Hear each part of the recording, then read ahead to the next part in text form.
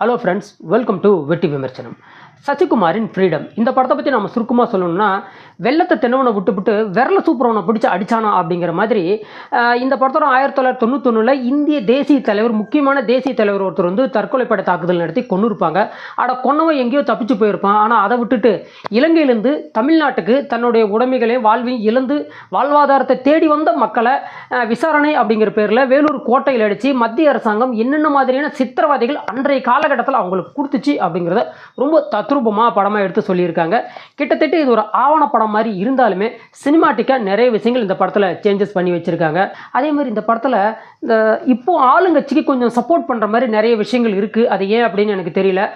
படம் வந்து கிட்டத்தட்ட ஒரு 75% ரியாலிட்டி ஒத்து இருந்தாலும் 25% கொஞ்சம் செயற்கையாகவே இருக்குது அப்படின்னு நம்ம சொல்லி ஆகணும். ஒரு பக்கம் சசிகுமாரோட நடிப்பு சும்மா பிசிறு தட்டிட்டார்.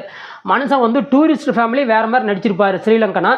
இந்த படத்துலையும் அதே மாதிரி இலங்கை தமிழராக அவர் நடிக்கலை, வாழ்ந்திருக்காரு. இன்னொரு பக்கம் லிஜோ மோல்ஜோஸ் அவங்களுக்கு கொஞ்சம் ஸ்க்ரீன் பேஸ் எக்ஸ்ட்ராவாக கொடுத்துருக்கலாம். பட் இருந்தாலுமே அவங்க ஒரு கொஞ்சம் டைம் இருந்தாலும் அவங்களுடைய ஸ்க்ரீன் பேஸ், அவங்களோட ஆக்டிங் எல்லாம் ரொம்ப நல்லாவே இருந்தது. ஜிப்ரனுடைய பின்னணி இசை படத்துக்கு மிகப்பெரிய பலமாக அமைஞ்சிருந்தது அப்படின்னு நாம் சொல்லலாம்.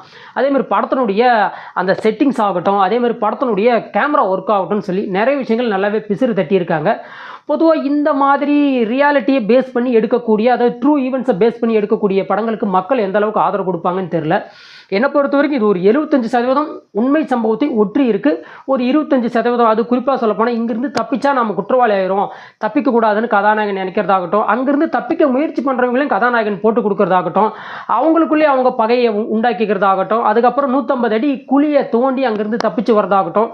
ஸோ 90s 80s கிட்ஸுக்கெல்லாம் இதை பற்றி நல்லாவே தெரியும். ஏன்னா அந்த சம்பவத்தப்போ நானே சின்ன பையனாக தான் இருந்தேன். பட் இப்போ இருக்கிற 2K ஜென்சி கிட்ஸுக்கு இந்த மாதிரியான ஒரு சம்பவம் நடந்தது எத்தனை பேருக்கு தெரியும்னு தெரியாது. பட் இந்த படத்தை போய் பார்த்தா அவங்களுக்கு தமிழ்நாட்டோட அரசியலும் தமிழ்நாட்டு கடந்து வந்த ஒரு சில பாதைகளும் அவங்க தெரிஞ்சுக்கிறதுக்கு உண்டான வாய்ப்பு உண்டு.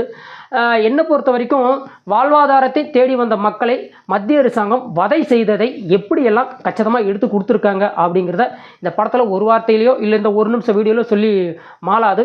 ஓரளவுக்கு நல்ல படம் தான். பட் வந்து அதகலப்படுத்தும் ஆக்ஷன் இந்த மாதிரி ஒரு சில விஷயங்களை விரும்புகிறவங்களுக்கு இது ஒவ்வாத படமாக கூட இருக்கலாம்.